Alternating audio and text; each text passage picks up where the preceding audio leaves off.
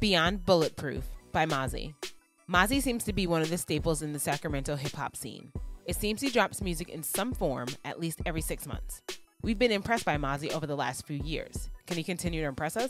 How do we feel about the new album? Here's an honest review of Beyond Bulletproof by Mozzy. All right, y'all. Mozzy, man. Beyond Bulletproof. We've been checking out Mozzy for a while now. I feel like it's been a couple years. We check out a lot of stuff that he puts out. How you feel about this album artwork, man? I think it's just a simple shot of him rolling with his boys, having fun. Cool. I don't know if you took a closer look at the people in the car. What? Those ain't his boys. I think those Family? is like his. Yeah, I feel like that's his uncle, his dad. Hey, his boys. Same way. Nah, it ain't his boys. But I thought that was actually really dope, man. To kind of just be riding with family and stuff like that. And a shot like that doesn't seem like a picture that you would see as somebody with. I've seen many moments like that. A word? Yes, I've actually seen a lot of moments like that. You'll be surprised. Oh, okay.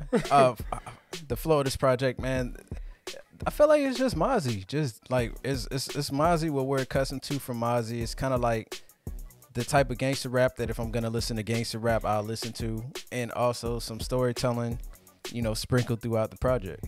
I mean, you got it down, because that's all I can say anymore when it comes to Mozzy. It's just Mozzy doing what he does.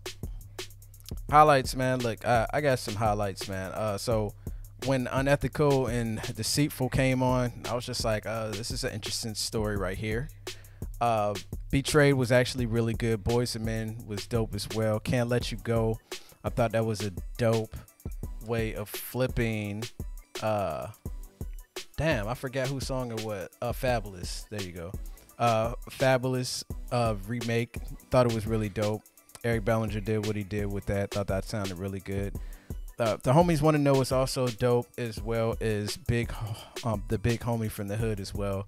It's a nice little story to there, and I just like the sprinkles of positivity throughout the project. He called out his aunt a couple times, but aside from that, there is it's like a small mist of positivity. It's like light at the end of the tunnel. You know what I'm saying? For people that's living in these type of situations.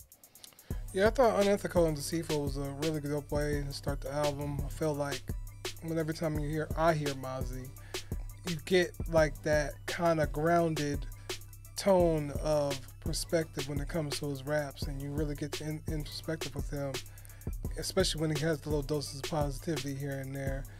Boys to Men I thought was really, really dope. Can't Let You Go with Eric Bellinger was really cool. And Big Homie from the Hood was dope. Lowlights, man. My main lowlight is the guest appearances on this project, man. Shorty, don't know who he is. Never want to hear him again. G Herbo. Yo, boy. No. King Von, wasn't really feeling it. Like Polo G, I was just like, what the hell is that? There was just moments where I was just like, Mozzy is such a good rapper. When these guys came on, I felt like they took away from the song, like constantly. And I know people want to do collabs, but I feel like Mozzy could handle a lot of this stuff on his own, man. Like, you want to put people on, you want to help other people out, but damn, you're way better than everybody you working with.